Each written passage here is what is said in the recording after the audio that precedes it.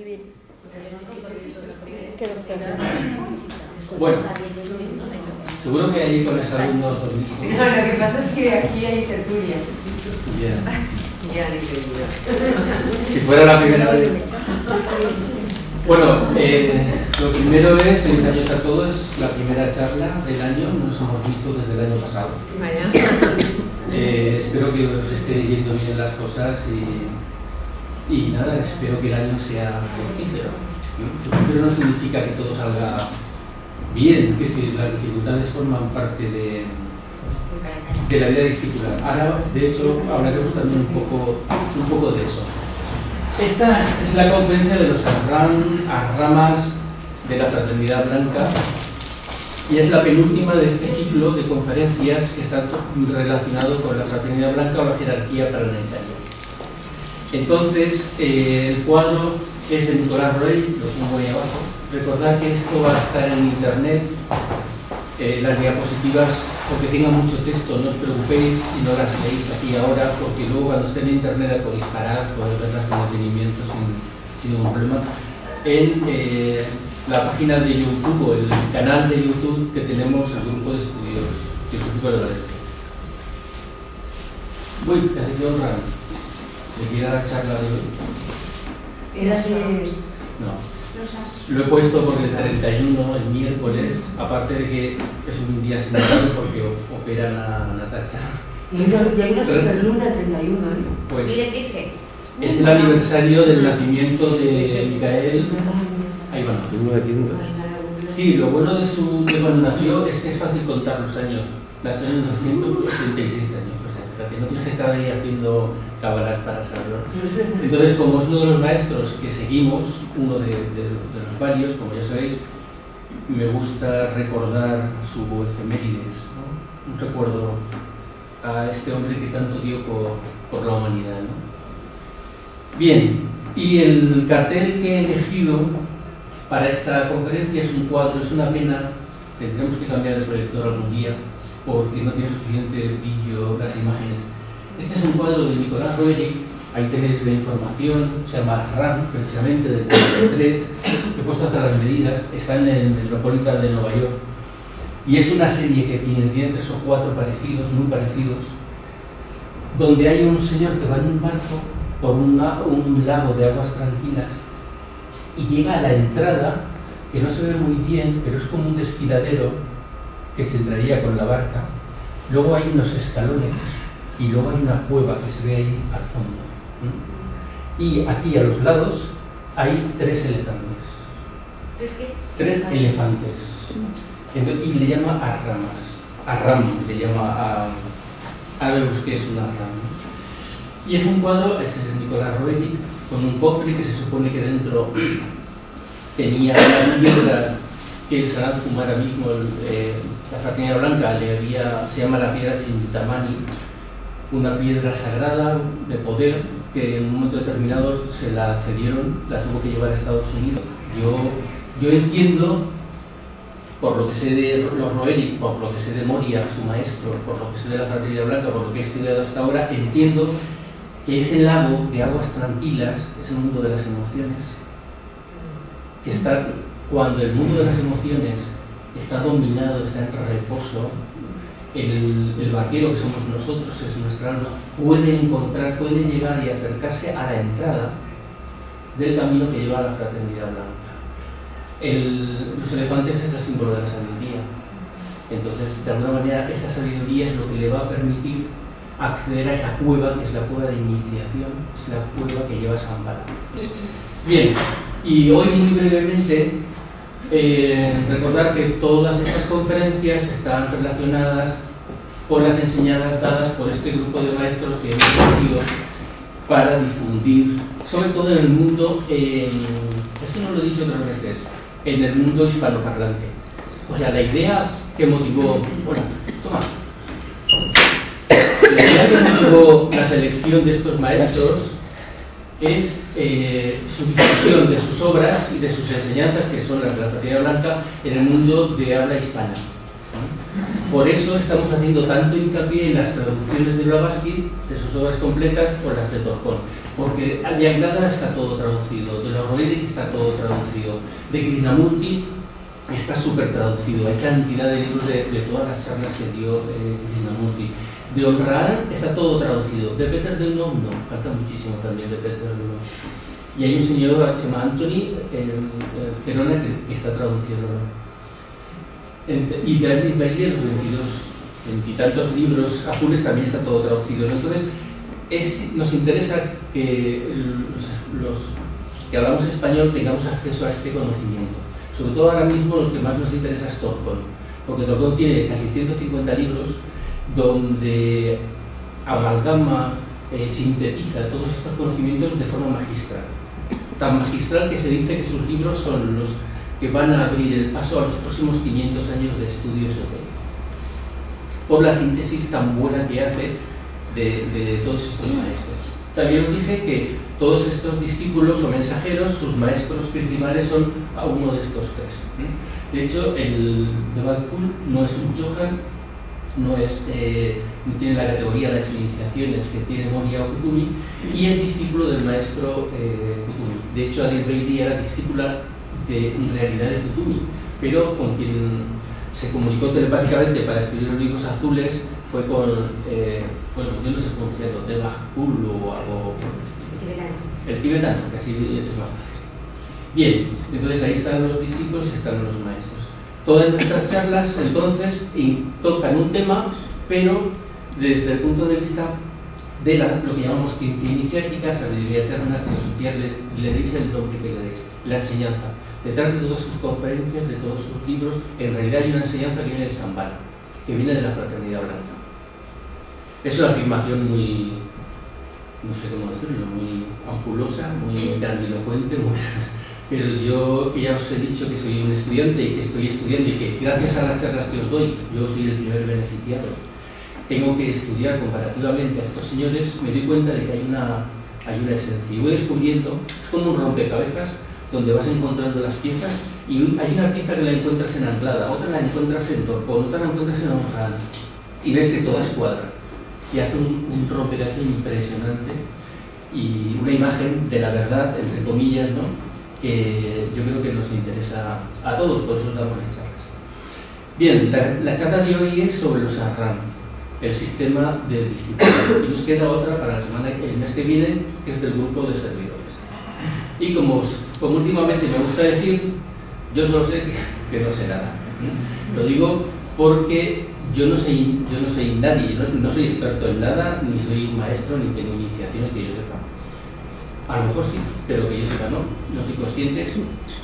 Y todo lo que extraigo y os expongo es el fruto de mis estudios de estos señores, ¿no?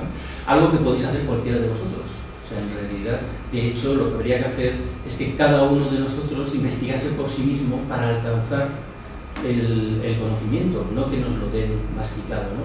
Pero también es verdad que estas charlas, que tienen mucho éxito en internet, nuestro canal cada día tiene más suscriptores, mucha gente les sirve porque son como muy pedagógicas, pero las intento hacer muy sencillas, sin ahondar demasiado, pero sí que tocando los temas clave del punto, ¿no?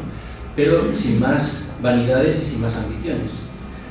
Bien, ¿qué es un Ahram? La palabra Ahram es hindú y viene a decir más o menos un grupo de discípulos que están con un maestro. Puede estar al aire libre, puede estar en el bosque, puede estar en una cueva, puede estar en donde sea.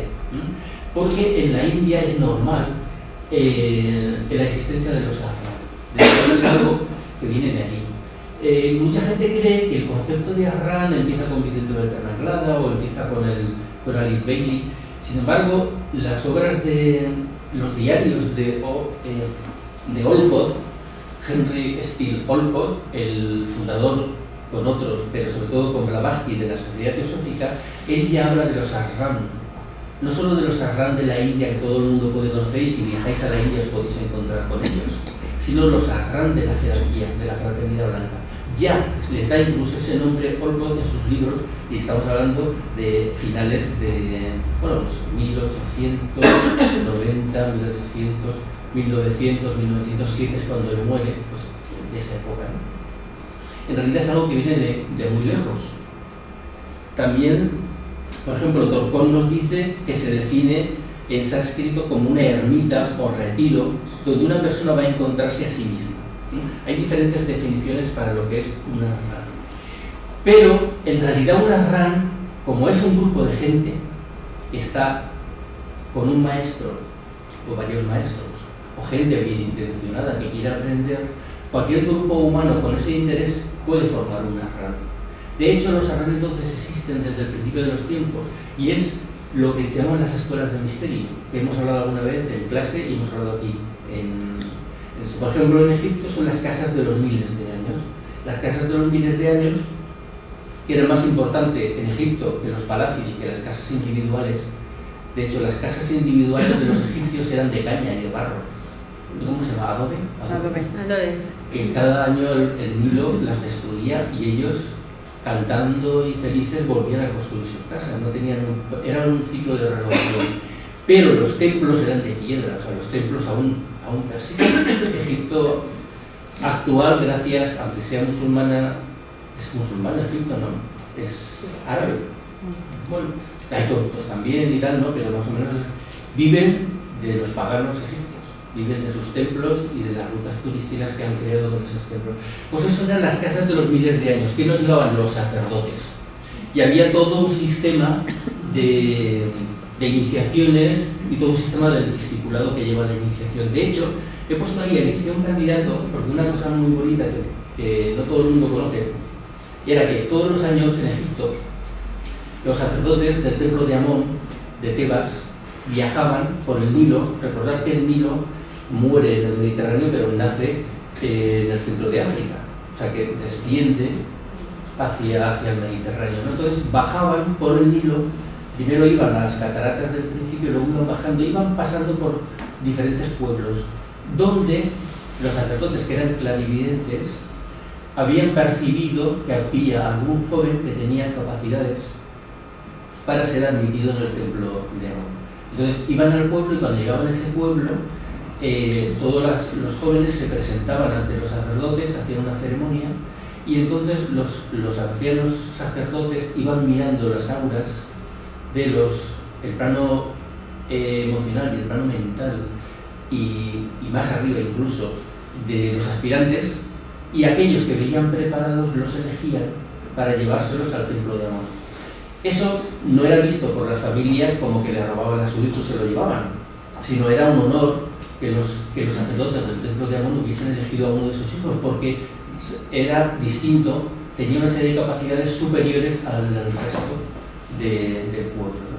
Entonces allí se los llevaban, y en los ahram, ¿no?, de Amón, de los sacerdotes, iniciaban a esos discípulos en diferentes disciplinas. Según el discípulo, unos acababan siendo médicos, otros arquitectos, ingenieros, otros incluso, eso tampoco no se sabe muy bien, pero alguno llegaba a ser el siguiente faraón de Egipto, porque por más que se nos diga que en Egipto era a nivel sanguíneo la heredad, el heredar el trono, no siempre fue así.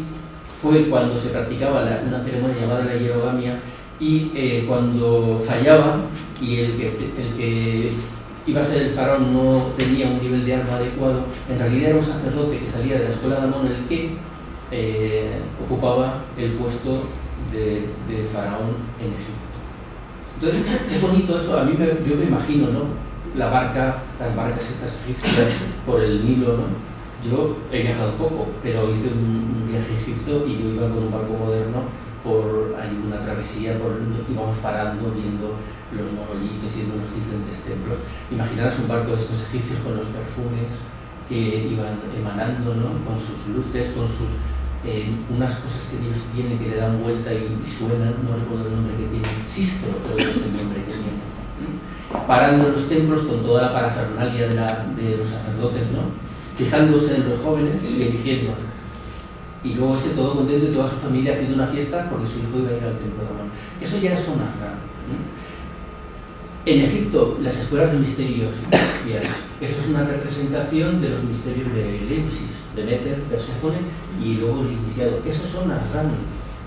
Arran son lugares de iniciación, lugares donde después de una serie de pruebas una persona es purificado, se educe sus capacidades y va pasando una serie de procesos de escala gradual en el mundo de los misterios. Por eso en Grecia se habla de los pequeños misterios y de los grandes misterios.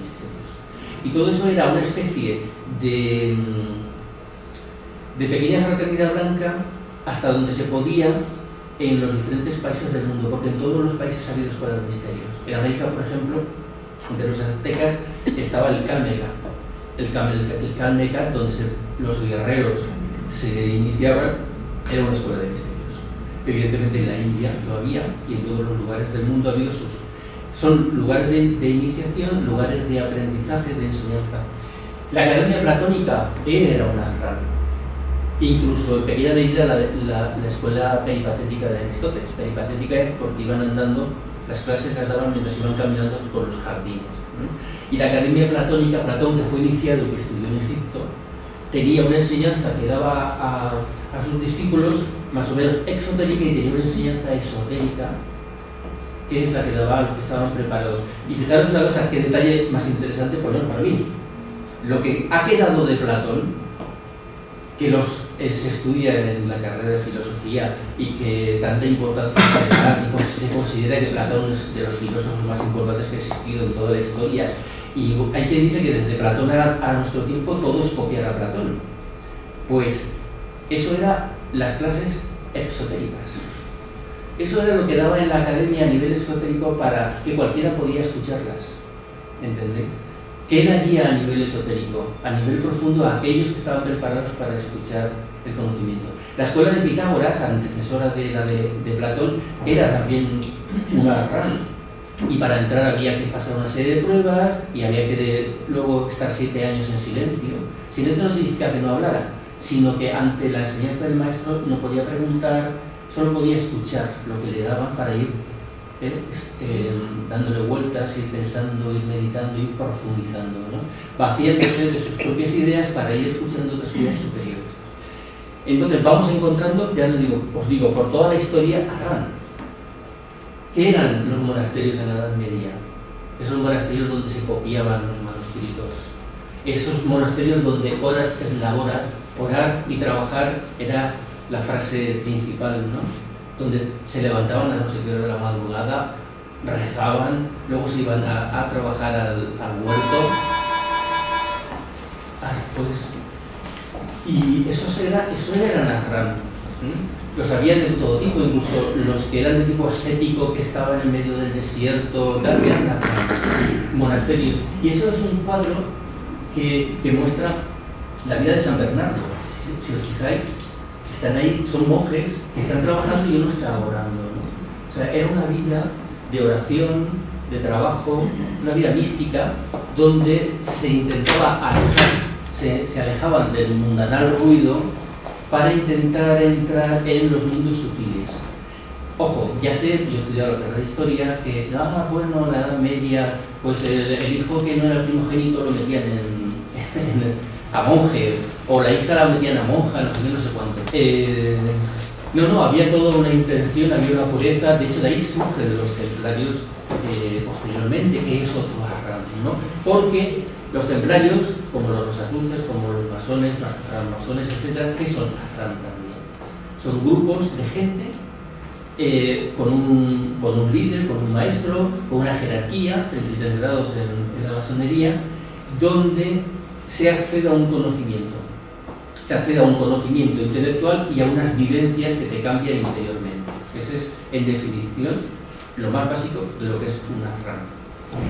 Y incluso, fijaros, ya lo dije en la anterior charla, la exteriorización de la jerarquía comienza con la aparición de Blavatsky en el mundo, la creación de la Sociedad Teosófica y toda la difusión de la literatura que a partir de ese momento se hace con ese sin velo, la clave de la teosofía, doctrinas secretas, etc. Entonces, no solo eso, sino que Blavatsky había como un plan en todo lo que ella tenía que hacer. Porque primero tenía que romper de alguna manera el... Hola, muy buenas. Muy buenas. Hola. tenía que romper el mundo materialista, científico, supersticioso, religioso de su época para ir sentando las bases de una nueva visión del mundo, que son las enseñanzas que estamos viendo. Y al final de su vida, y eso estaba planeado, ella creó un grupo esotérico de gente más preparada, que quería vivir el esoterismo con más profundidad, el ocultismo, que se dice, palabra mal utilizada muchas veces, y creó una escuela esotérica. Esos son dos símbolos de la escuela esotérica. Y ella, entre otros nombres que se le dio escuela arcana.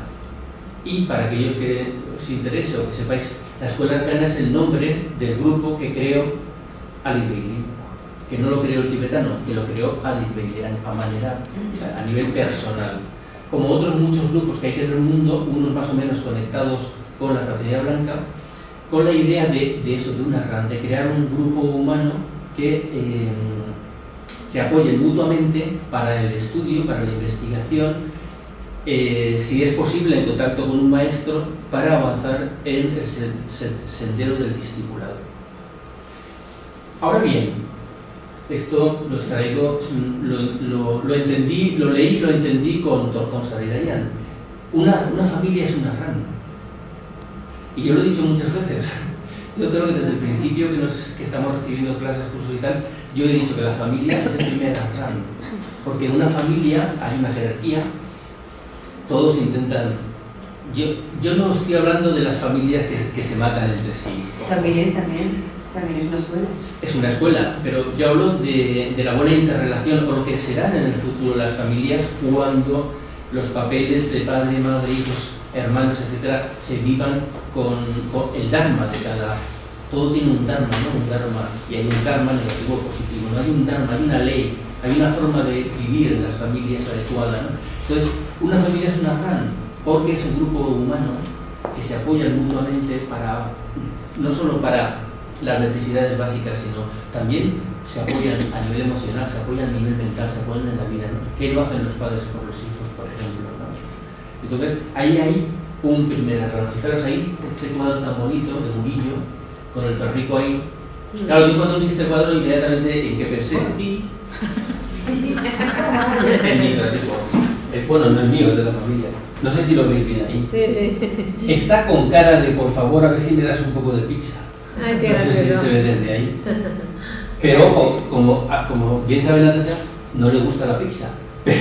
Pero huele a la comida y se pone ahí el morrico así pone cara de pena para ver si le das. Pues los animales de compañía, en una familia, en una casa se junta el cuarto reino, que es el humano, el tercer reino, que es el animal, el segundo reino, que es el vegetal, las plantas, e incluso el primer reino, el mineral. En una casa están todos los reinos implicados. Por eso hay toda una ciencia de la casa, no solamente a nivel feng shui, etcétera, de cómo decorarla o cómo orientarla, etcétera, sino de las relaciones que hay en la propia casa. Aparte, la casa y las diferentes partes de la casa están relacionadas con el ser humano y las diferentes partes del ser humano. Y tiene su propio deva, un ángel protector, las casas, etcétera, etcétera, etcétera, pero ya me voy, como siempre.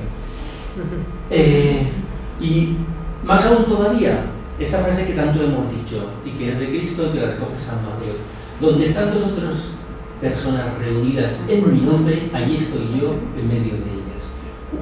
Ahora mismo aquí, esto es una rama, porque hay un grupo de gente de buena voluntad que quiere aprender y que estáis ahí, estáis sentados con vuestra paciencia, intentando utilizar la mente para entender estas cosas y para interiorizarlas. No soy un maestro, pero soy el que está haciendo el papel, digamos, de dirigir este grupo. Esto es una RAN ahora mismo, ¿entendéis? Entonces el concepto de RAN es amplísimo, no solamente son esos RAN modernos que vienen desde el principio de los tiempos en la India, o los RAN de la fraternidad blanca. Una familia es una RAN, esto es una RAN. 3 personas que se juntan, se unen para aprender y para estudiar, es una RAN. Pero evidentemente aquí lo que queremos ver es la parte esotérica de una RAN, ¿no? Que hay una conferencia de Vicente Beltrán Anglada, dice esto de la RAN, y esto de los años 80, los célebres años 80, dice, uy, hoy los Arran habla todo el mundo. Dice, esto es como la astrología, le preguntas a un niño qué signo es y sabe qué signo es, el de él, el del padre, el del hermano, el del amigo y tal. Un niño le preguntas a hoy en día qué es un Arran y te sabe y te dice lo que es un Arran. Se ha difundido tanto que hay un poco de saturación con el tema de los Arran. Ideas para entender la parte esotérica de un Arran. Todo estos son de Vicente Bertán Anglada y eso es Tortón. Un grupo de entrenamiento espiritual. Prepara a los seres humanos para la iniciación. Es un centro de entrenamiento para pasar del cuarto reino al quinto reino. Y dice Tortón, esotéricamente hablando, un Arran es también un centro para la recepción de la dirección planetaria y solar, donde se revela el plan para el despliegue y desarrollo de la humanidad. El plan de la jerarquía que en la gran invocación se dice. Hay un plan para la humanidad, para las próximas civilizaciones, para el desarrollo humano, desde el pasado hasta el futuro. En los Arran se conoce ese plan. Se va conociendo conforme vas avanzando dentro del propio Arran. Bueno, y entonces yo utilizo lo que el otro día utilicé para explicar el concepto de jerarquía. Habíamos hablado de que existe toda una jerarquía que nosotros hacia abajo la entendemos. Hay un mundo elemental, proto lo que sea, hay un reino mineral, lo entendemos, hay un reino vegetal, lo entendemos, hay un reino animal, lo entendemos, el reino humano que somos nosotros, que en esoterismo es el cuarto reino, el hombre. Y después, a nivel general, la gente dice, después, entre eso y Dios, ¿qué hay? Si es que cree en Dios, claro, ¿no? Los ángeles, los arcángeles y todo lo demás, ¿no? Entonces decíamos que entre el hombre y Dios hay un quinto, un sexto y un séptimo reino. Entonces, eso es la escalera de Jacob, eso es muchísimo más profundo, yo lo sintetizo. Para hacer hincapié ahora, de todo este esquema solo vamos a hacer hincapié, ¿qué hay entre el hombre y el quinto reino? ¿Cómo una persona normal de la calle como nosotros podemos entrar en lo que es el primer peldaño de la fraternidad blanca, de la jerarquía planetaria? ¿Cómo nosotros, que somos gente de la calle, más o menos bien intencionados, con más o menos conocimientos, con más o menos virtudes, podemos contactar con un Arran que es, porque un Arran, ahora veremos, hay 7 grandes Arran, pero cada uno se divide en 7, o sea que hay 49 que también se dividen en 7, luego en realidad hay muchísimos grupos que en esa escala están en contacto con la humanidad. Entonces, hay un punto, hay un salto, hay un punto en el que nosotros podemos saltar y entrar en lo que es el proceso del discipulado que empieza con una rama. Entonces, hay una gradación, son los 7 grandes ramas, y la primera cosa que aprendemos es que toda la fraternidad blanca, desde la parte más que toca a la humanidad hasta la parte más elevada, que es el Sanat Kumara, que está en contacto con el Logos planetario, el Señor, el Rey, el Dios de todo el sistema solar. Toda la jerarquía planetaria es el Arran del Sanat Kumara. ¿Veis? O sea, es la ley de analogía. O sea, lo que se da en pequeño, se da en una familia es un Arran, pero es que, ¿qué es la gran fraternidad blanca? Y lo dice la palabra, sino una gran familia. ¿Entendéis lo que quiero decir? Donde lo que prima es el amor. Es la compasión. De hecho, ¿a cómo se les llama a los maestros? Maestros de compasión. ¿Entendéis? Entonces, y he puesto esta también de Nicolás Roerich, da mucho de sí, pintó 5.000 y pico cuadros, o sea que no, o casi 9.000, o sea, fijaros si da de sí. Eso es, se supone, lo he utilizado en otras ocasiones, que es una reunión, es una ran de la fraternidad en las cuevas del Himalaya, se supone, están ahí los discípulos alrededor del maestro, en una ceremonia, en un cáliz. El cáliz tiene un simbolismo que ya hemos visto en alguna charla, muy esotérico, con la constitución esotérica del ser humano. Pero quería destacar, ¿no veis aquí y aquí algo? Sí. ¿No hay como 2 figuras humanas que están ahí observando? De perfil, sí. Pero no están hacia afuera, porque si estuvieran hacia afuera estarían protegiendo, están observando la ceremonia. ¿Qué significa? No lo sé. No lo sé, pero no veíais que no es interesante. Ahora, eso lo hace mucho Roerich porque también en las montañas, hace caras en las montañas, pero ahí sí que se está refiriendo a los dioses protectores que existen, ¿no?, en la naturaleza. Bien, entonces, fijaros, me encontré con una de esas piezas del rompecabezas. Me encontré, leyendo a Anglada, que compara el proceso iniciático, que es lo que ocurre en una RAN, es un proceso de iniciación, lo compara con la flor del loto. Y entonces él dice que, evidentemente, como ya sabéis, todo el loto es un ejemplo del desarrollo de conciencia, el desarrollo evolutivo de un ser humano, ¿no? Porque parte de la tierra, del fango donde está enraizado el loto, el tallo que se mueve crece a través del agua, es el agua, el elemento, el mundo emocional, es el agua, sale al aire, el otro elemento, el mundo mental, para abrirse y recibir el sol, la luz, el fuego, que es el mundo espiritual. Entonces, ahí está hablando de un proceso del ser humano que es lo que le va a ocurrir cuando entre en una RAN. Y si no entra en una RAN también. Lo que pasa es que entra dentro del proceso evolutivo que en algún u otro momento tenemos que pasar sí o sí por una RAN.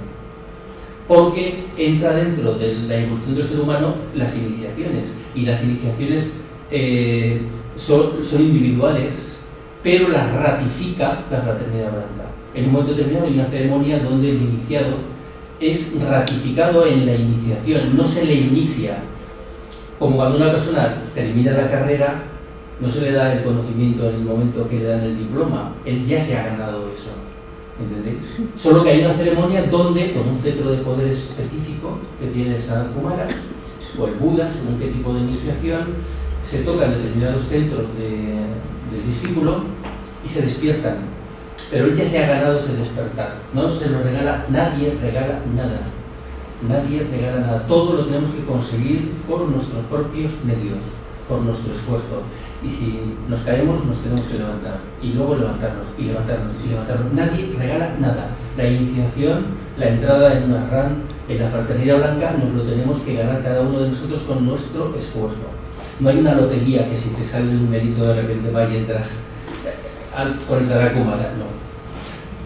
Bien, entonces, fijaros, ¿qué encontré? Encontré que este ejemplo, porque Anglada lo lleva más lejos y compara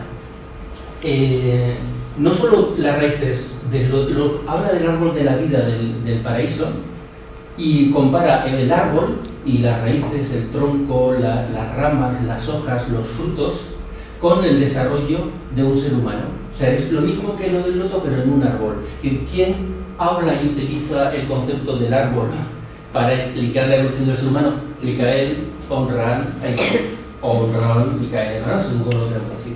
Entonces, fijaros, esto es un esquema de la Fraternidad Blanca de Onran, donde compara las raíces, porque estamos hablando de periodos, un proceso evolutivo. El hombre en un momento de su evolución es muy bruto,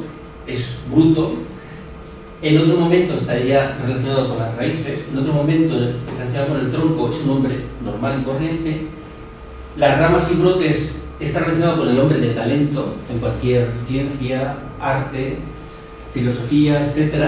Las hojas están relacionadas con los genios, las flores de un árbol con los santos y los frutos con los grandes maestros iniciados. Entonces yo cuando encuentro que lo mismo lo dice Torcón o lo dice Anglada y lo dice Onran, a mí me dice, aquí hay algo profundo detrás, ¿no? Hay unas coincidencias profundas. Entonces fijaros, lo que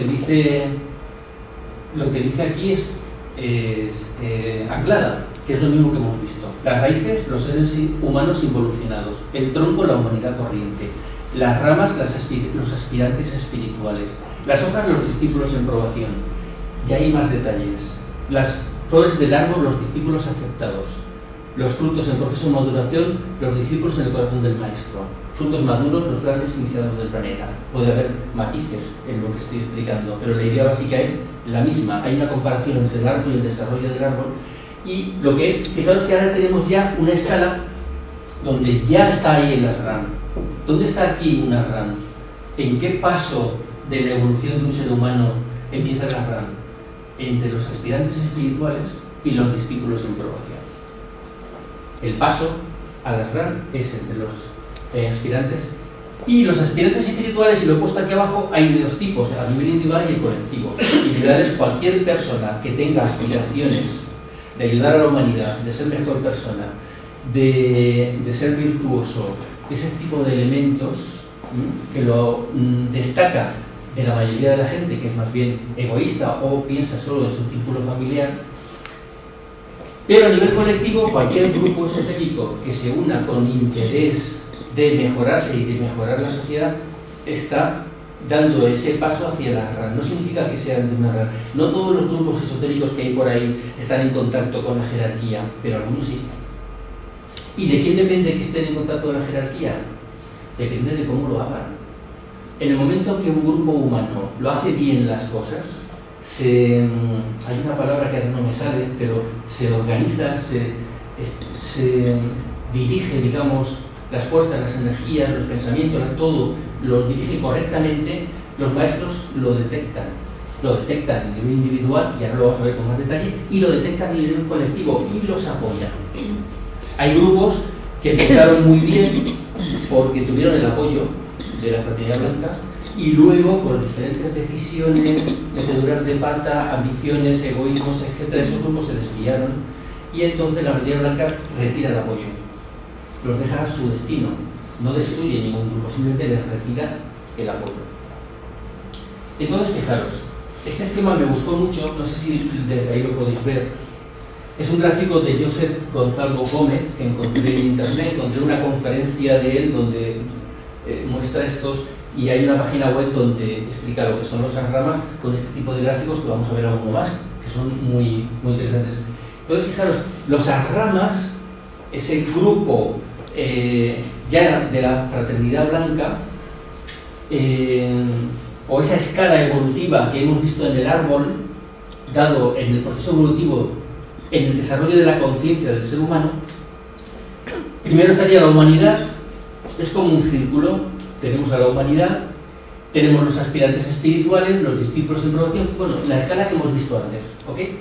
Y no sé si os acordáis que en la anterior conferencia os dije, porque había reunido la información, de que a nivel el maestro, que estaría en el centro de la RAN, todos los maestros tienen todos los RAN tienen un maestro, un chohan, un de rayo, ahora lo vemos con más detalle, que es el centro de ese RAN. Alrededor de él hay 12 discípulos, 12 iniciados, que serían discípulos iniciados, que le apoyan, le ayudan. Son 12, todo sistema solar, aunque no lo veamos, tiene 12 planetas, aunque no los veamos los 12. Entonces simula un sistema solar, una RAN.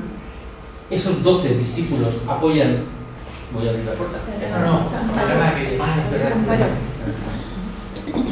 Entonces, si os acordáis, os dije que hay entre 63, 66, 70, menos de 70 iniciados en el planeta, por lo menos en los años 80, que es de donde yo saco la información, tanto de Torcón como de Anglada, que coinciden. Hay cientos de iniciados de cuarto grado, que son los que forman los 12 iniciados de una RAN. Repito, hay 7 RAN principales, con 7 sub-RAN, que son 49 en total, y se dividen en más pequeños. El tercer grupo, el discípulos del corazón del maestro, que Anglada dice que este es el grupo que más le interesa a la jerarquía planetaria, porque ya están en contacto con el maestro, ya conocen, el discípulo conoce al maestro y el maestro conoce al discípulo, y ya hay una fusión de conciencias que no se puede dar hasta que el discípulo está suficientemente purificado, porque si no estropearía la conciencia del aura, el plano mental del maestro. Entonces, estos son los que ya realmente están entregados a la humanidad, ya no tienen deseos propios. Miles, más o menos, entre la primera y la tercera iniciación. Y los que más hay, bueno, lo que más hay es la humanidad, evidentemente, ¿no? Luego también dentro de la humanidad los aspirantes espirituales, pero los discípulos en probación y los discípulos aceptados, hay más o menos 7 millones en los años 80 en el mundo, que tampoco es que sea, a ver, estamos mal, pero tampoco estamos tan mal. Y luego recordar lo que os dije, es una enseñanza que viene de la jerarquía, que aquellos señores de la llama, señores de los Manasaputras, que vinieron hace 18 millones de años para dar el impulso a la civilización, ya han cumplido su labor y excepto el Sanat Kumara todos se han ido del planeta. Y los que han cogido los cargos, los puestos de la jerarquía, son seres humanos de nuestro cuarto reino que ya han llegado a la quinta iniciación. De hecho, el maestro Saint Germain, que es el de séptimo rayo, ahora ya no es el maestro de séptimo rayo porque ocupa el cargo de los 3 departamentos principales de la jerarquía del Mahachohan. Y el maestro del séptimo, esta es información, repito, de Anglada, de Torcón, ¿no? que murió en los años 80, entonces no sé lo que habrá pasado. Se dice que se desconoce, bueno, o desconocemos a nivel normal el nombre del Chohan de séptimo rayo, pero el que era séptimo rayo, que era el conde Saint Germain, ahora es el Mahachohan. Bueno, casi todos ya habéis estado en otras charlas, esto lo hemos hablado, aunque ahora estamos repasándolo un poquillo. Bien. Ahora vamos a ver muy de pasada los grados, de abajo a arriba. Seres humanos involucionados. ¿Por qué he puesto esa foto? ¿Sabéis quién es, no? Hombre, no. Torrente. El otro día entrevistaron a Santiago Segura, que iba en un taxi, y el taxista le dijo, oye, el Torrente ese es la hostia, es demasiado tal. Y él se queda, ¿y eso por qué me lo dices? ¿En qué es tan bueno? ¿En qué se...? Y el otro, sí, porque no se queda jugando. Y estaba horrorizado de que hubiesen idealizado el personaje de Torrente. Dice, ¿qué he hecho? Dice que era un monstruo. Digo, yo lo que quería era resaltar una serie de cualidades nefastas, asquerosas del ser humano, y ahora resulta que es el ídolo de un montón de gente. Se lo he convertido en un ídolo ¿de qué? De seres humanos involucionados. Todos los psicópatas, todos los asesinos, ladrones, los sinvergüenzas, todo ese grupo humano donde no les importa el otro ser humano, son seres humanos involucionados. Ya sé que hay millones y millones, es el grupo más grande todavía en la humanidad, por desgracia. Pero de ese grupo humano surge con el tiempo la humanidad normal y corriente. La normal y corriente, que no significa que sea malo, sino que estamos hablando de... Buenas tardes. Muy buenas. Estamos hablando evidentemente que hay un grado, una persona que es un trabajador, que ha aprendido, ha hecho una carrera, ha tenido que utilizar su mente, sus emociones para llegar a donde está, tiene una familia, tiene su mujer, su marido, tiene sus hijos, los saca adelante, les da estudios, todo esa que yo no sabría decir si es en realidad esta la mayor cantidad de gente en el planeta. Yo creo que son más, la humanidad normal y corriente es más que la gente involucionada. Pasa que los más evolucionados hacen más ruido, el mal se nota mucho, y los periódicos antes te sacan las noticias de cosas malas que de cosas buenas. Pero yo creo que la inmensa mayoría en realidad es la humanidad corriente, es una persona en la que nos encontramos todos los días. Si alguno de vosotros, o todos, si os gusta el esoterismo, la espiritualidad y tal, aquí hay gente con la que no habláis de esto porque sabéis que no lo va a entender. Yo una vez en un trabajo, en una cena del trabajo, una chica que hacía yoga, no le importaba decir aunque se rieran de ella, que le gustaba el yoga y que hacía meditación y tal. Y otro que le gustaba, se lo callaba, a mí me lo dijo porque hablamos de estos temas, no quería decirlo en público para que no se metieran con él. ¿Por qué? Porque la mayoría de la gente normal es buena gente, pero no tiene aspiraciones. Tiene, pues eso, una casa más grande, que los hijos acaben los estudios, o sea, ganar un poco más al final de mes, elegir un buen partido político en las elecciones, yo qué sé, poder tener su coche, tal y tal, que yo no digo que sea malo. De hecho, en teosofía, lo que siempre se dice es que si tus aspiraciones son esas, quédate ahí. Nadie te obliga a tener aspiraciones espirituales, pero si quieres tener aspiraciones espirituales, eso tiene un precio. Entonces, salir de la humanidad corriente al siguiente paso, pues ahí hay un proceso. ¿Cuál es el siguiente? Aspirantes espirituales. He puesto una foto de Disney porque cualquier persona, yo qué sé, hasta Bill Gates, Steve Jobs por supuesto, los grandes pintores, los científicos, los que crean una ONG o los sindicatos, incluso los políticos que lo hacen porque realmente quieren ayudar a la sociedad, ¿no? Los que hacen un invento que luego puede, yo que sé, hasta el taco de colgar en la pared, que lo inventa uno y quiere ayudar. Toda la gente que tiene no solamente un afán de ganar dinero, evidentemente, sino de llevar algo de luz, de cultura, de ciencia a la sociedad, es un aspirante espiritual. ¿Entendéis? Entonces, ahí ya hay menos personas que están en ese nivel. Y seguramente algunos de nosotros estamos en este grupo. O a lo mejor todos estamos en este grupo, porque si no, porque hemos venido a la charla. ¿Entendéis? Desplazarse, cruzar Valencia con el tráfico que hay, aguantar un tío el rollo durante 1 hora y media. Tenéis que tener algún tipo de interés de tipo espiritual, nadie os ha obligado a venir. Entonces, eso ya hace que entréis dentro de los aspirantes. Ahora, ojo, aspirantes espirituales hay desde un nivel más bajo hasta los que ya están casi entrando como discípulos. Eso también, todo en el mundo es gradual.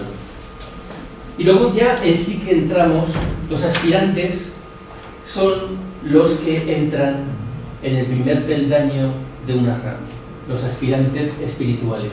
Esa aspiración espiritual, ahora lo veremos con un poco más de detalle, es la que hace que de alguna manera que la fraternidad blanca se fije en ellos. Bien, entonces, ¿qué ocurre? Que cuando uno ya contacta con la jerarquía, con el Arran, aunque sea en el primer peldaño, ya es un discípulo de probación, porque lo que se nos cuenta es que, digamos, que una persona empieza como aspirante espiritual a destacar. Una persona, de alguna manera, a nivel científico, artístico, social, empieza a destacar. Ahora veremos con un poquito más de detalle, pero empieza, yo lo he dicho muchas veces poéticamente, empieza como a iluminarse. Es una iluminación que tiene una razón de ser a nivel de chakras y a nivel de crecimiento interior. Entonces los maestros en la gran oscuridad de la humanidad lo ven. Entonces le prestan atención.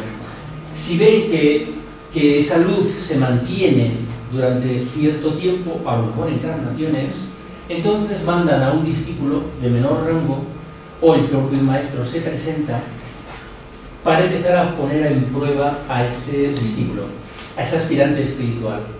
Pero lo primero es que sin decir absolutamente nada lo ponen a prueba. Ahí entran los señores del karma. Entonces, la vida diaria, con las dificultades de la vida diaria, son las primeras pruebas de los Arran. La mayoría de nosotros huimos de las pruebas de la vida cotidiana. Huimos. Queremos una vida sencilla, tranquila, feliz, sin sobresaltos. Queremos saber lo que va a pasar al día siguiente sin ningún problema, no queremos que nos pase nada, ¿no? Sin embargo, desde el punto de vista espiritual, eso es una vida vacía, hasta cierto punto, falsa, porque no es real, o sea, estamos condenados por nuestro karma y por nuestro desarrollo evolutivo a tener cantidad de tropiezos en la vida y de sufrimientos y de todo, pero hay pruebas, hay cosas que se ponen al discípulo para ver cómo las resuelve. Y él no lo sabe. Cualquiera de vosotros podéis ser un discípulo en probación.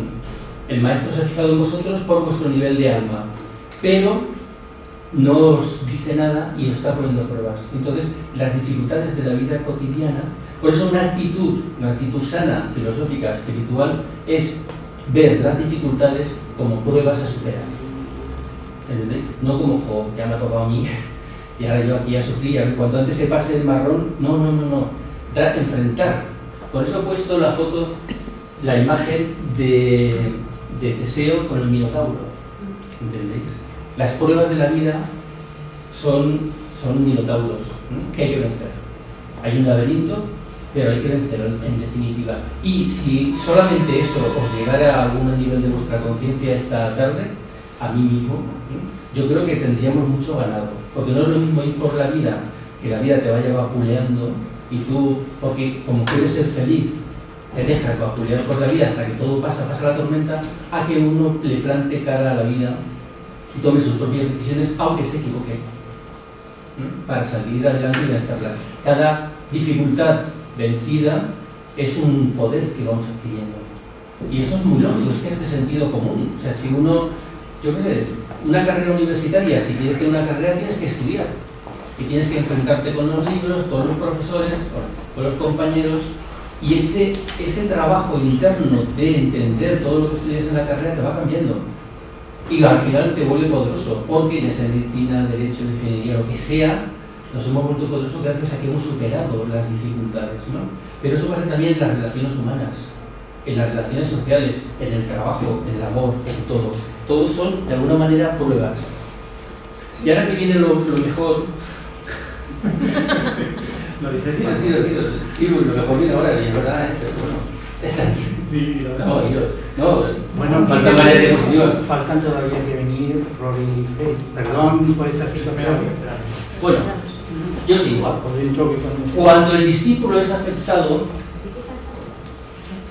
cuando el discípulo está siendo probado, hay algo, y está no en ese nivel tan básico, sino un poquito más entrando, prestan más atención, en el momento que te presta más atención a la fraternidad blanca, hay algo muy bonito que yo lo leí con varios autores. Lo leí primero en Leadbeater, pero mucha gente se mete con Leadbeater, cuando en realidad Leadbeater lo estudias y coincide con Onran en muchísimas cosas, por ejemplo, o con el tibetano, o sea, en realidad no estaba tan desubicado como a veces se le suele decir. Y él lo dice de otra manera, él dice que hay una caverna en Shambhala, hay una caverna, una sala donde Leadbeater dice que hay como estatuas de cristal, que son una especie de representación de los discípulos. Es una especie de piedra que refleja el estado de conciencia emocional mental del discípulo a la distancia. Y hay cuevas, y esto lo dice Torcón Sanidarian, llenas de lucecitas de piedras, donde simplemente con un vistazo un maestro de sabiduría puede saber si una persona está avanzando o no está avanzando en el sendero. Ellos no se fijan en si has robado a una persona o no le has robado, o si has insultado, o si ese día tenías mala uva. No, los detalles no le importan. Importa cómo se está afectando al mundo emocional, al mundo mental, porque hay un reflejo del mundo mental y del mundo emocional en el aura de ese nivel interno que tenemos.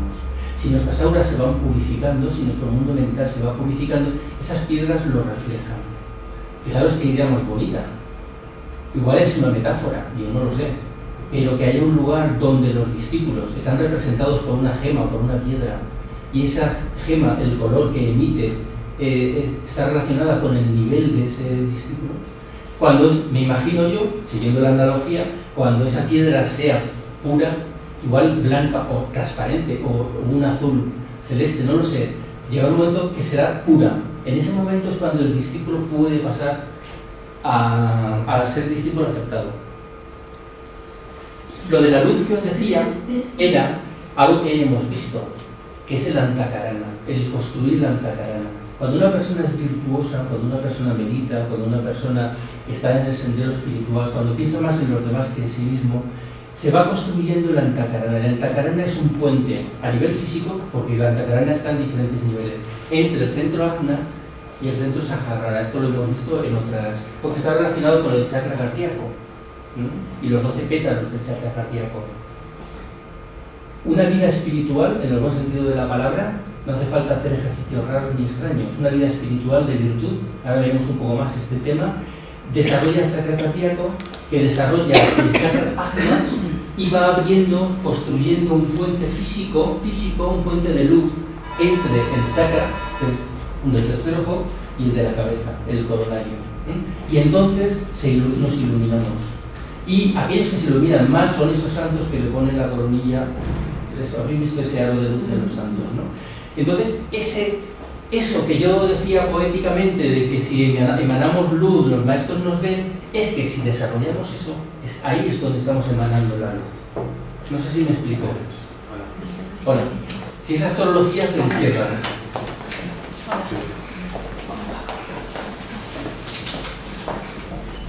Entonces, ¿qué es lo que va a astrología? Creo que ya no molestamos más, ¿eh? No molesta. Vale, muy bien. Vale, pero la astrología no se vayan de duro. Y ahora que sepan, contaré lo más esotérico para que se quede en un premio. Puedo ver internet. Bueno, verdad, luego lo pongo dentro. Bueno, ¿entendéis esto? Si una persona se purifica, si una persona su mundo emocional lo purifica, su mundo mental lo purifica, si es una persona espiritual, en el buen sentido de la palabra, va construyendo ese puente de luz entre el centro ajna y el centro coronario. eso es algo que se ve. Una persona que es clarividente lo vería. Una persona que es clarividente me mira a mí y ve que aquí no hay luz ninguna. Pero una persona clarividente ve a otra persona que está desarrollada y ve esa luz en la cabeza. Eso es lo que ven los maestros. Eso es lo que esas piedras les transmiten. Y así pueden ver el nivel evolutivo de una persona. A un maestro no se le puede engañar porque ellos te ven el físico, pero ven los otros planos y ahí no podemos engañar. Es como si alguien pudiese leer nuestra mente. Le podemos engañar físicamente, incluso controlar el lenguaje no verbal. Pero lo que pensamos, ¿entendéis lo que quiero decir? La mente está constantemente diciendo una serie de barbaridades que de la persona que tengo delante, no lo digo por ti, no por ti. Si esa persona supiera lo que estamos pensando de verdad, pues imaginarlo, ¿no? Bueno, un maestro lo lee, lo ve, capta telepáticamente lo que pensamos, ¿no? Entonces no se les puede engañar, aquí no hay engaño. Uno puede en la universidad engañar al profesor, jugar un poco con las preguntas del examen, pero en la carrera del ser humano, de la amplitud de conciencia, no se puede. Bien, entonces, cuando todo eso está ocurriendo, te conviertes en discípulo aceptado. Ya estás dentro de la RAN. Ahora veremos qué significa eso, de estar dentro de la RAN. Vas a un sitio físico y ahí estás con otro grupo de discípulos. ¿Es físico? ¿No es físico? Ahora lo veremos. Pero vas a ser discípulo aceptado. Cuando eres discípulo en probación, no hay un compromiso con la fraternidad blanca. En el momento que aceptas que eres discípulo aceptado, hay un compromiso con la fraternidad blanca. Tus decisiones y lo que hagas afectará, porque es como una hermandad, y lo que uno hace afecta a todos, ¿no? Si te puedes echar atrás, puedes resbalarte de los peldaños de oro que diría Blavatsky, ¿no? Pero también es más difícil que eso ocurra porque ya estás en otro nivel de conciencia y dominas, recordad lo que hemos visto, tercera iniciación, dominas el mundo físico, el mundo emocional, el mundo mental, de ti y de la naturaleza. Ya eres un poco un mago, ¿no? Ya eres una persona más evolucionada. Y esto es algo que ocurre cuando uno es discípulo aceptado, la gran crisis de precipitación kármica. Mucha gente ha fracasado en este punto porque se tiene que enfrentar también a lo que se llama en esoterismo el morador del umbral. Cuando una persona realmente entra en el sendero, tiene que quemar karma, perdonad la expresión, por un tubo. Tiene que quemar karma, tiene que liberarse, tiene que purificarse. Entonces, ¿qué ocurre? Cuando uno entra en este canal evolutivo, que es alquimia, que es evolución más rápida, entonces le está pidiendo a los maestros, le está pidiendo a la vida que le ayude a evolucionar más rápido. La manera de evolucionar más rápido es ir quemando karma. Entonces, de repente, resulta que una persona que cree que va a ser todo felicidad a los hermanos de compasión y allí todos junticos y el maestro nos da una clase, etc. No, de repente en tu vida cotidiana empiezan a pasarte de todo. Desde enfermedades físicas, problemas emocionales, gente que se te muere, pérdida de trabajo, una guerra en la que de repente estás, vas en un avión y se cae, yo qué sé, todo lo que se puede ocurrir, empiezan a pasarte y todo muy junto. Porque lo normal para el hombre corriente, la humanidad normal y corriente, los señores del karma nos van dando las dosis muy poco a poco. Porque no las podemos aguantar. Un hombre normal y corriente no tiene la fuerza de alma para poder aguantar una serie de circunstancias. Conforme vas evolucionando y te vas haciendo más fuerte y tienes más poder, puedes aguantar más. Porque karma negativo tenemos para parar un tren. Recordad que llevamos muchas reencarnaciones a nuestras espaldas, ¿no? Y hemos hecho de todo, de todo, de todo. Bueno, también, evidentemente, si no, no estaríamos aquí como aspirantes espirituales, pero malo mucho. Entonces, en ese proceso donde el discípulo de probación entra a ser el discípulo aceptado, empieza un montón de, lo que se llama eso, crisis de precipitación kármica, ¿no? Para quemar karma, para purificarte, para poder pasar a los siguientes estadios. Y cuando lo consigues, cuando te purificas lo suficiente, entonces ya entras lo que se llama el corazón del maestro, que también le llaman hijo del maestro. Pero uno no puede estar, digamos que un maestro se maneja con energías de 10.000 voltios, por decirlo así, y nosotros nos manejamos con muy poquita energía. Estar en el aura, en el ambiente de conciencia de un maestro nos fundiría, nos volveríamos locos. Y nuestra podredumbre, nuestra suciedad estropearía o podría mancillar en cierto modo el aura mental, emocional, etcétera, del maestro. Entonces, para que un discípulo llegue a estar en el corazón del maestro, o sea, un hijo del maestro dentro de la RAM, tiene que estar muy purificado. Y para eso tiene que haber pasado todo ese tipo de pruebas y haberlas superado. O sea, que no estamos hablando de algo sencillito y ya está. Bueno, y luego están los 12 iniciados, cada uno de un rayo que apoyan en el arran al maestro. El maestro se llama Chohan. Chohan es señor. Chohan de rayo, porque canaliza cada arran, ahora lo vemos, cada arran canaliza, recordad lo que vimos en una charla, hay una serie de energías del universo, hay 7 grandes energías, que son los 7 rayos, las constelaciones las canalizan hacia la Tierra, el sistema solar a través de los 7 planetas sagrados las canaliza hacia el planeta Tierra, y en el planeta Tierra la logia planetaria canaliza esos 7 rayos a través de los 7 arran principales. Toda la jerarquía planetaria, repito, es el arran del Sanat Kumara. Hay 3 grandes departamentos, el del Manu, el Bodhisattva, el Mahachohan, ya lo hemos visto en otras charlas, y luego, primer rayo está relacionado con el primer departamento del Manu, el segundo rayo con el Bodhisattva, religión, el tercer rayo, todos los demás están relacionados con el Mahachohan, el de la filosofía, el del arte, el de la ciencia, el de la devoción mística, el del ritual, el de la voluntad, todos, esas energías son canalizadas y cada departamento tiene su Chohan, su maestro de rayo, repito, que tiene 12 discípulos que le apoyan y se dividen esos en 7. Aquí lo tenéis de este señor, de Joseph Gonzalo, esquemáticamente. Primer rayo, que es el maestro Moria, este Arram tiene 7. ¿Por qué los colorines? Porque son 7 sub del rayo principal. Este es el primer rayo, pero dentro del Arram hay un Arram de primer rayo, un segundo, de tercero, etc.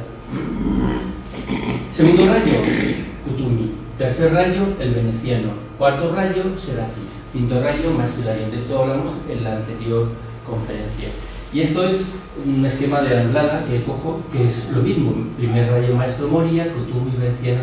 Y entonces anteriormente lo que os decía, hoy por hoy no se sabe quién está ocupando el séptimo rayo, el Arram del séptimo rayo, porque el Maestro Rakoczy Saint Germain ahora es el Mahachohan. El Mahachohan es como si esto fuera una empresa, pues digamos que estos son los presidente, vicepresidente, y pues el Mahachohan es ahora el conde de Saint Germain.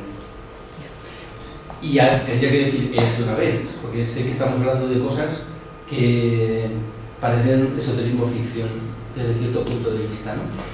Y os pongo esto porque un ejemplo de gente que está en una gran Anglada comenta que en una ocasión, Vicente Beltrán Anglada es uno de estos maestros, mensajeros, como lo queramos llamar, que era consciente de estar en una RAM. Él visitaba su arran, se era instruido en su arran y lo va contando en sus conferencias. Si veis sus conferencias en YouTube o leéis sus libros y sus conferencias, veréis que constantemente va diciendo el cónclave que se hizo en 1875 en el arran de la jerarquía se tomó la tal decisión. En tal arran el maestro dijo algo sobre la música de este siglo, en tal, y va contando cosas, ¿no? Entonces él dice que en un momento determinado él tuvo la idea de coger de los que estaban en una RAM, porque en una RAM puede haber gente, hombre, mujer, de raza negra, blanca, amarilla, jóvenes, viejos. Una RAM no hace distinciones en ningún de ese tipo, ¿no? Entonces él hace una relación, pide permiso a su maestro de la RAM y hace una relación de, sin dar los nombres, porque aunque parece que sea A, B, C, D, en realidad esto es la abreviatura de nombres, que él no quiere, no puede revelar, ¿no? Pero dice, hay un relativamente joven, un excelente escritor. Hay un misionero católico, dice, como dato, se menciona en la revista Conocimiento de 1970, que falleció en Besán del 71. Hay un pastor protestante, ¿veis? A nivel religioso no hay problema. Está dando ejemplos de gente que está en una rama, que que es un aspirante espiritual y que está en el proceso de probacionismo, por decirlo así, de discípulo en probación, está en un nivel u otro, porque ya como discípulo en probación podemos estar en una RAM. Hay un administrativo bancario, mira, los banqueros también pueden estar en una RAM, es mentira. No ejerce ya profesionalmente, pues por eso está en la RAM, porque si no, no ejerce en la RAM. Dice, lo conozco físicamente, que es suizo, norteamericano, sudamericano, inglés, suizo, rhodesiano, norteamericano, italiano, hindú, fijaros, de todos los países. Joven cuáquero, antiguo agricultor, gran orador, influyente en la lucha contra el apartheid de la raza negra. Joven cuáquero, trabaja en un departamento de las Naciones Unidas, lo conoce físicamente. Anglada estuvo en una época de su vida en las Naciones Unidas. Profesión manual, intuición muy desarrollada. Profesión manual igual es un fontanero o un albañil. Lo que diríamos humanidad normal y corriente, no significa nada. El trabajo que uno tenga no significa su nivel interno espiritual. Yo siempre digo que Amonio Sacas, el creador del neoplatonismo, uno de los filósofos más grandes que ha habido en la historia, mandado por la Fraternidad Blanca, trabajaba en el puerto cargando sacos. Y de él aprendió Plotino, aprendió Porfirio, los primeros padres de la Iglesia aprendieron y de sus enseñanzas sacaron las primeras, digamos, doctrinas de la Iglesia.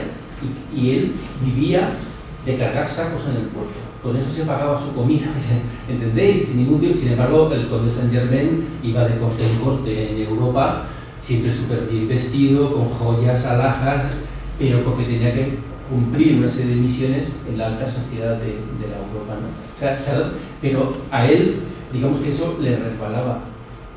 Cuando volvía a su casa se quitaba todo el oropel y llevaba una vida de monje, ¿entendéis, no? Un administrativo gubernamental, un profesor en un centro de educación superior, no posee cuerpo físico, ese es un alma, es una persona que ha muerto y su alma está yendo a una RAM en el plano astral. Científico muy conocido, no puedo revelar su personalidad. Agente comercial, colabora en algunas organizaciones de carácter esotérico. Joven no vidente, ciego, dotado de grandes poderes psíquicos, etcétera, etcétera. Es un ejemplo que él da de gente que puede estar en una RAM. Bueno, y ya ven un poquito de prisa porque si no, ¿cómo puede uno saber si estaba en una RAM si no lo sabe conscientemente? A través de los sueños, a través de la intuición, pero los sueños ayudan en esa intuición. Si soñáis, el problema de los sueños es que, claro, se mezcla todo, ¿no? Y si no tenemos conciencia en la vigilia, menos en los sueños, pero si en algunos de vuestros sueños os veis que os están enseñando algo, si veis que hay un grupo humano alrededor de un maestro, si veis que es como una escuela, si estáis pasando una prueba de algún tipo. Torcón incluso dice que cuando en un sueño tenéis que vencer lo de volar, no sé si lo habéis soñado alguna vez, que tenéis que saltar y os da miedo porque vais a caer, pero luego vais y resulta que podéis volar. ¿Nunca os ha pasado eso? A mí me ha pasado, o sea, soñar, a veces tener el miedo y no atreverme a saltar, y otras veces saltar y disfrutar de poder en el sueño, y de hecho me despertaba y quería volver a soñar para poder volar, porque era impresionante. Tarcón dice que ese es un síntoma o un signo de que estamos en contacto directo o indirectamente con una RAM. Esto es muy peligroso, porque la fantasía humana es gigantesca y podemos pensar cualquier cosa, ¿no? Pero sí que es verdad que si una persona tiene la serena expectación que dice Anglada, de aquí a ahora, esa atención plena que diría Krishnamurti, podría ser consciente de si está o no está, sobre todo a través de los sueños, en una RAM. Los RAM no son físicos, no hay un lugar físico, se hacen todos en el plano mental superior e incluso el plano búdico. Por eso también si una persona no está muy evolucionada no puede recordar lo que ha visto.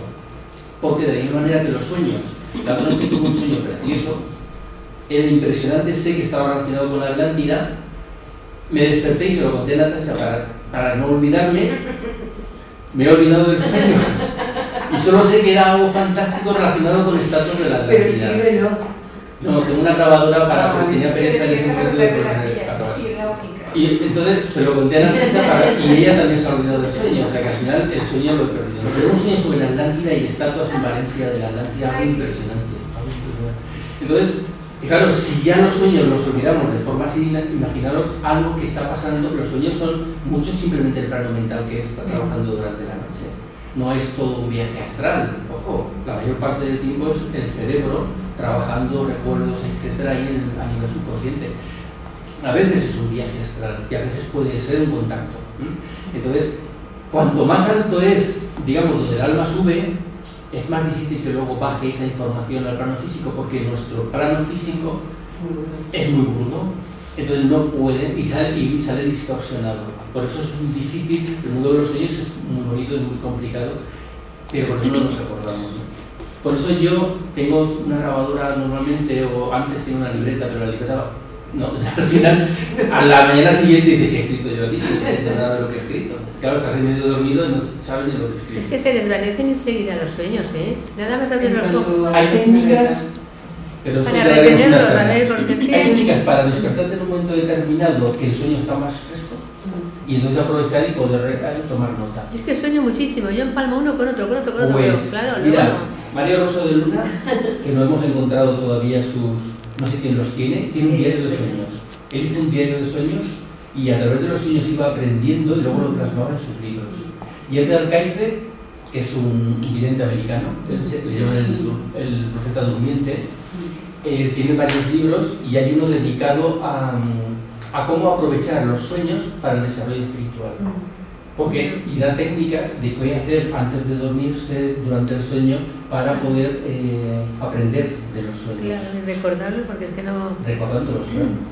Sí, sí. Entonces ahí hay todo un mundo en el tema de los sueños, muy bonito. Y los sueños suele ser la primera puerta hacia una rama. El primer contacto lo tenemos, o la primera constatación es a través de los sueños. ¿Por qué entramos en una RAM? O sea, cuando una persona entra en una RAM, primero por afinidad de rayo, si somos del primer rayo, segundo rayo, estaremos más afín con una RAM u otro. Luego, evidentemente, a través de las reencarnaciones, nos hemos purificado lo suficiente para poder entrar en una RAM. A lo mejor en este no entramos, pero entramos en el siguiente. A lo mejor entramos en la encarnación pasada. ¿Entendéis? Y hay otro tema que es la vinculación con un maestro. Hay una anécdota que yo puse en internet porque la leí en varios...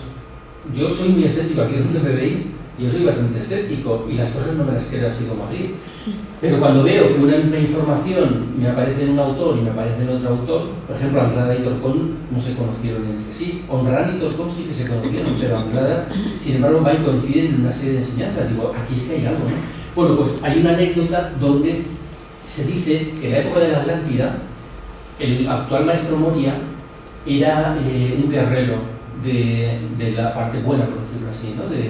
Es que la Atlántida es, evidentemente, una civilización muy longeva, donde se podría contar muchas cosas, pero ya os he hablado alguna vez de una gran batalla que hubo entre las fuerzas oscuras, ¿no? Dirigidas por Duarpa, o de la Blackfleet, como le llama Oiran Jaxa, Blavatsky, y en las fuerzas del bien de la ciudad de las Puertas de Oro, el ejército, una parte estaba comandada por el maestro Moria actual en aquel momento, en aquella reencarnación. El único maestro que se sepa que en todas las reencarnaciones ha sido hombre. No sabemos por qué. Eso lo dije, ¿no? Pues ese lo ha perdido. Y el que ha sido hombre y mujer en diferentes es Kutumi. Kutumi a veces ha sido hombre y a veces ha sido mujer.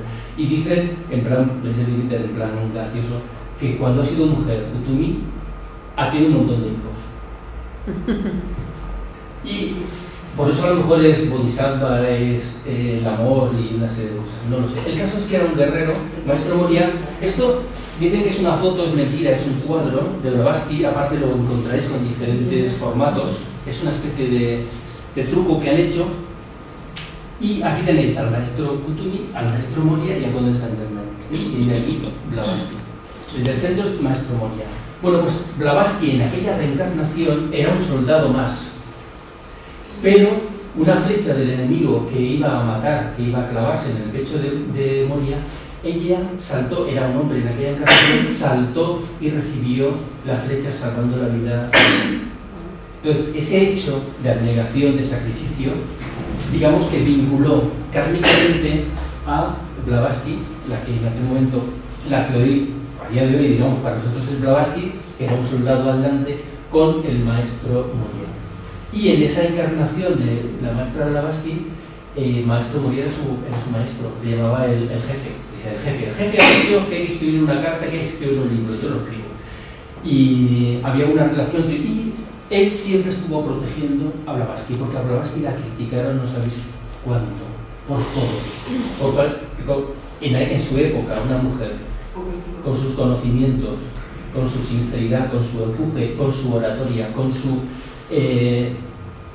personalidad, que además fumaba como los hombres, que las mujeres eso estaba mal visto, etcétera, etcétera, fue criticada por muchísima gente en todos los niveles, ¿no? Y el maestro Moria, en las cartas de los maestros, siempre está defendiéndola, ¿no? Entonces se dice, lo dice Sor Juan, lo dice Twitter, que había un vínculo entre estos dos maestros, cada uno a su nivel, que viene desde la Atlántida. Entonces, esa vinculación con un maestro, como nosotros vivimos en el mundo de la ilusión, no somos conscientes.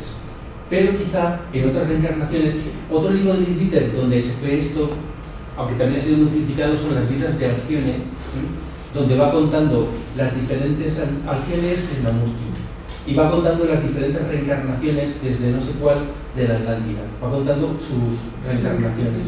Y ahí va mostrando cómo en tal reencarnación fue en Egipto y entró en un templo donde el que dirigía el templo era el maestro Kutuni. En otra reencarnación fue en Marruecos, cuando el Sáhara era océano, y en unas islas que había por Marruecos, ahí había un templo donde Krishnamurti estuvo, y entonces ahí entró en contacto pues, con otro maestro. Entonces, las relaciones vienen de muy lejos. Lo que pasa es que nos hemos olvidado de todo eso. Una de las cosas que ocurre en los ashramas, cuando llegas a partir de la tercera, cuarta iniciación, es que recuerdas de forma natural, sin forzar, tus antiguas reencarnaciones. Bien, ¿cómo se accedemos a un ashram? ¿Cómo podemos hacer nosotros, que somos hombres normales o aspirantes, a un ashram? Pues este señor lo pone muy bien, pasa que esto sería explicar otra charla, ¿no? Me imagino que desde ahí no lo podéis ver, pero son elementos que si los tenemos en nuestra vida cotidiana nos acercan, hace que esa luz brille, nos va transformando, nos va purificando, y entonces los maestros se fijan en nosotros. Presta atención al mundo que me rodea. Mi mente concreta, ahí también lo veo, mi mente concreta, mi mente controla gran parte de mi naturaleza emocional. La mente controla las emociones. Practico el silencio y la escucha activa. Estas son actitudes de vida que, si las tenemos, nos está preparando para entrar en una red de la jerarquía. Mi propósito de vida es el servicio. No rehuyo las precipitaciones kármicas que me sobrevienen. No escondo la cabeza como... ¿Cómo se llama? El avestruz. Que mete la cabeza hasta que pasa todo. No. Enfrentamos las dificultades. Torcón Saraydarian, que es más heroico en su forma de dar la enseñanza, él dice que las dificultades son como un toro que tenemos que cogerlo por los cuerpos. Y que muchas veces una dificultad que creemos que es insalvable, en el momento que la aceptamos, vemos que no es tan así. Es como un espejismo que parece que es un gigantesco, pero en el momento que dices voy a aceptar esto, voy a por ello, de repente no es tanto problema y se soluciona de una manera más fácil de lo que nos pensábamos. Hago de mi vida un pequeño ashram. Intento seguir la línea de máxima resistencia. Intento amarlo todo sin distinción alguna y sin apegos. Pero yo quiero ir un poco más lejos. No hace falta ser inteligente para entrar en una ashram.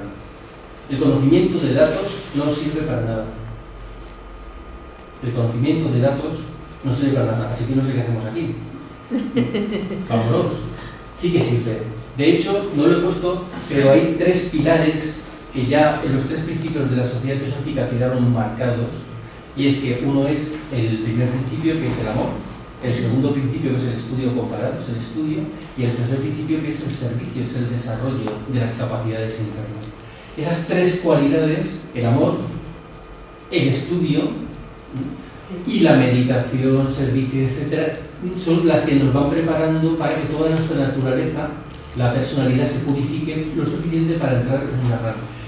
Pero, dice Anglada, abnegación, servicio. Todos los libros de estos maestros inciden que en la época en la que estamos, lo que más importa a los maestros es que el discípulo sea un servidor. ¿Qué es la conferencia del mes que viene? el nuevo grupo de servidores del mundo, el servicio. Si te sabes la doctrina secreta de memoria, no les importa una N. ¿Entendéis? Que seas el tío más erudito del mundo en filosofía, en ciencia, no les importa. Lo que importa es lo que haces por otros seres humanos. Fijaros, si Tolkien dice una cosa, claro que es fuerte porque somos tan egoístas, y yo primero. Yo todo esto que os digo no es porque yo lo haya superado, simplemente lo pongo ahí porque estoy en el barco como todos, ¿no? Pero dice Torcon Saridarian, dice, lo que te van a preguntar en el otro lado cuando mueras es a cuánta gente has ayudado a cruzar al otro lado. A cuánta gente has ayudado, no lo que tú has hecho para ti, sino a cuánta gente has ayudado a crecer internamente. ¿Entendéis? Y eso es muy, muy importante, y en la era en la que estamos el servicio es la cualidad, como la virtud más importante. Buena voluntad, correctas relaciones humanas, inofensividad, eficacia y alegría. La eficacia es algo que también destaca mucho. Un discípulo es alguien eficaz. Un discípulo es alguien que en el trabajo, en su vida cotidiana, no pierde el tiempo miserablemente. La eficacia es un rasgo de una persona que está o en contacto o está en camino de ir a una rama, porque son gente que maximiza el tiempo y el uso del tiempo, y a las cosas las intenta hacer lo mejor posible, ya sea escribir una carta, hoy en día será un mail, pintar un cuadro, su trabajo, lo que sea. La eficacia es un rasgo de una persona que está en el camino. Resumiendo, desarrollo de virtudes, aristocracia del espíritu, ennoblecernos. Es el camino del héroe, y por eso he puesto eso. El camino del héroe es un mito, pero es un símbolo. El ser humano tiene que convertirse en un héroe para vencer todas esas dificultades. Si lo hacemos, se va construyendo este puente, vamos desarrollando nuestras capacidades superiores, nos vamos iluminando. Fijaros, iluminar. El Buda es el iluminado, ¿no? Nos vamos iluminando. Se van desarrollando nuestros chakras de forma natural. Lo dice Anglada, en los agramas todos los poderes parapsicológicos te los quitan, no sirven absolutamente para nada. Es más, es un impedimento. La mediunidad, clarividencia, Miguel era clarividente, evidentemente Anglada, todo eso te lo quitan porque tú tienes que ir lo más puro posible, el diamante lo más puro posible, e ir desarrollando las cualidades del alma, no los psiquismos. Todos los poderes parapsicológicos están relacionados con la personalidad. Si uno quiere acceder a la parte espiritual, tiene que estar por encima de los poderes parapsicológicos. Llegará un momento que la propia purificación te desarrolle, porque se desarrollan los chakras, y cada chakra tiene una serie de poderes. Entonces se desarrollarán de forma natural, pero como algo que vendrá después, y además bien hecho. Es como te dicen, todo lo que sabes de conducir, olvídatelo. Entonces te enseñan, y cuando te das cuenta resulta que sales de ahí sabiendo conducir impresionante, pero de una manera natural. No sé si este ejemplo sirve. Porque ya no te afecta a nivel... Claro, no te afecta. afecta a desarrollar cuando estás emocionada. Exacto. Eso se desarrolla cuando tú estás emocionada, que no te afectan. No te afectan porque se desarrollan Porque de si se forma desarrolla natural. cuando no estás Y emocionada, además estás te preparado. molestan. Te molestan. Cuanto menos evolucionado está una persona, hay Torcón. Te marean. No sé si lo dice Torcón o lo dice Anglada. Dice, sí, lo dice Anglada. Dice, a ver, los perros tienen poderes parapsicológicos. Un perro huele lo que no puede oler un ser humano. Ven el plano astral. Cuando ven a una persona, más que las formas físicas, están viendo el astral de la persona. Por eso nos captan también cómo estamos emocionalmente. Sin embargo, un perro no puede entrar en una rana. Bueno, yo sí. Los demás. Y mi gato también. Los gatos también. Los gatos Mi gato no sé. también. Los gatos no sé, que le estoy tomando yo un gato que hay. Los gatos tienen mucha telepatía. Sí, es una broma. Eso es. Para que los despertéis porque se estén durmiendo. Ya estoy acabando, ya estoy acabando. Bien, esto, como diría Torcón, es un proceso científico. Aquí no hablamos de moral. Aquí no estamos hablando de que hay que ser buenos y ya está. No. Hay unas reglas científicas, hay unas leyes de la naturaleza que si las cumplimos, si las aplicamos, ¿qué ocurre? Que si vivimos, somos virtuosos y vivimos una vida de valores, de admiración, servicio, etc., se desarrollan los chakras, especialmente los 12 pétalos del chakra del corazón. Por eso el servicio, el amor es tan importante. Desarrolla el chakra del corazón. El chakra del corazón influye en el chakra ajna, y el chakra ajna se construye el puente al Sahasrara. O sea, incluso a nivel fisiológico y de poderes hay un desarrollo. ¿No? Fijaros, Torcón, Torcón dice, el espíritu, el amor es tan importante. Desarrolla el chakra del corazón. El chakra del corazón influye en el chakra ajna y el chakra ajna se construye el puente al Sahasrara. O sea, incluso a nivel fisiológico y de poderes hay un desarrollo. y ayuda a construir el Antakarana, que es el puente de luz. Entonces, yo os voy a dar un ejercicio por si alguien lo quiere hacer. Yo lo he hecho y es muy instructivo. Yo no digo que sea milagroso, pero es muy instructivo. Hay un libro de Torkon Chardjian tiene 3 libros, 3 tomos de 400 o unas cuantas páginas sobre los valores. Y va hablando de todas las virtudes y valores y las va explicando. En qué consiste y cómo afecta a la vida espiritual. Y en un libro que no está en esos 3 tomos, que es Alegría y Curación, da un ejercicio que a mí me pareció muy interesante, que es que cojamos, nos analicemos un poco y elijamos 10 virtudes que creemos que tenemos.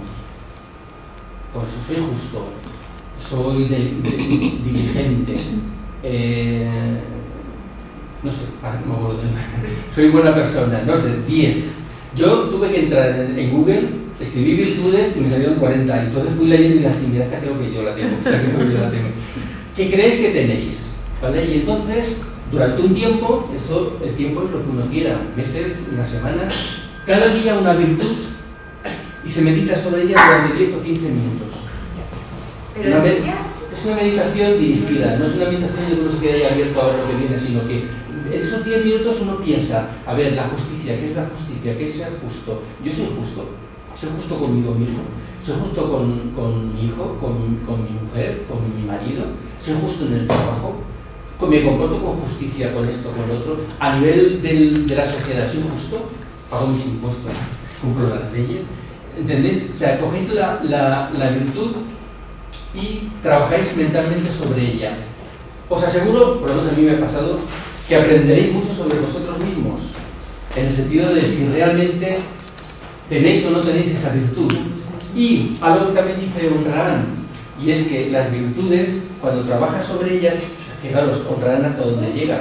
Honrarán da un ejercicio donde uno va caminando por la calle y entonces cada paso es una virtud. Valor, justicia, sabiduría, conforme vas andando. Y no es que eso produzca ningún milagro, sino que estás haciendo como un mantra, es como un mantra que vas repitiendo y que va internamente, va limpiando, va abriendo puertas, va abriendo caminos. La reflexión sobre una virtud, os aseguro que simplemente reflexionar, aunque no hagáis meditación, no hace falta poner incienso, no hace falta que os sentéis en ninguna posición, podéis estar echados en la cama. Es decir, la idea es que vuestra mente trabaje en lo que es una virtud.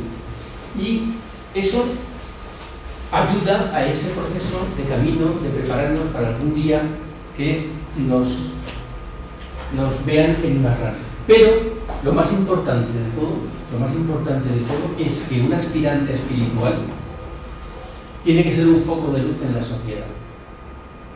Un aspirante espiritual es alguien que internamente emana luz.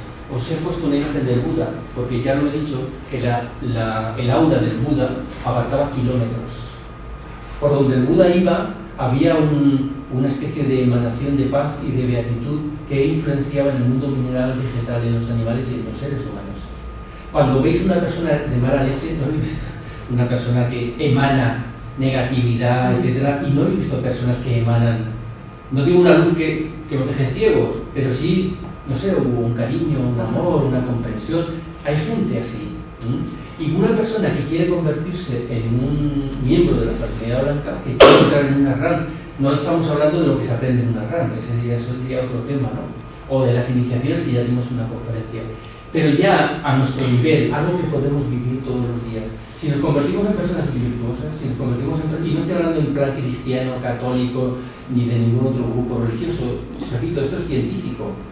El desarrollo de las virtudes, de los valores, nos va transmutando internamente y nos va convirtiendo en seres de luz. Y emanamos luz. Unos más, otros menos, y en una encarnación un poquito, en la siguiente a lo mejor caemos, luego otro poquito, y en algún momento lo conseguiremos. Pero en el camino está la recompensa. O sea, no es que hay que esperar a que termine todo el proceso para decir, yo ya he llegado y entonces, no. Cada pequeño logro interno que hagamos día a día, semana a semana, año a año, ya es algo que nos llena por dentro.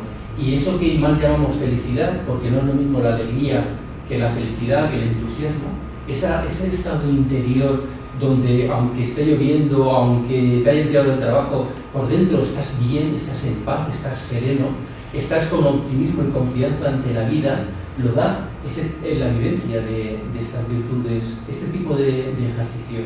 Y una persona que lo hace emana luz. Y si veis vídeos en internet de gente que da charlas y tal, podréis ver muy fácilmente quién vive lo que está diciendo, quién sus palabras dicen pero además emana algo, y quién veis que hay algo oscuro o que está más o menos retorcido. Y estamos condenados, en el buen sentido de la palabra, si queremos estar en una vida espiritual, a convertirnos en luz. En luz a nivel de, incluso al final en realidad es que somos luz, porque venimos de Dios, que es la luz pura, ¿no? Bueno, pues eso os quería yo contar esta tarde. Espero que algo de esto os sirva. Muchas gracias. Bueno, para saber más, quien quiera, ahí eso es lo que yo he leído para esta charla. Y aquí tenéis el canal de YouTube donde se ven todas las charlas que vamos a ver. Bueno, muchas gracias por aguantar.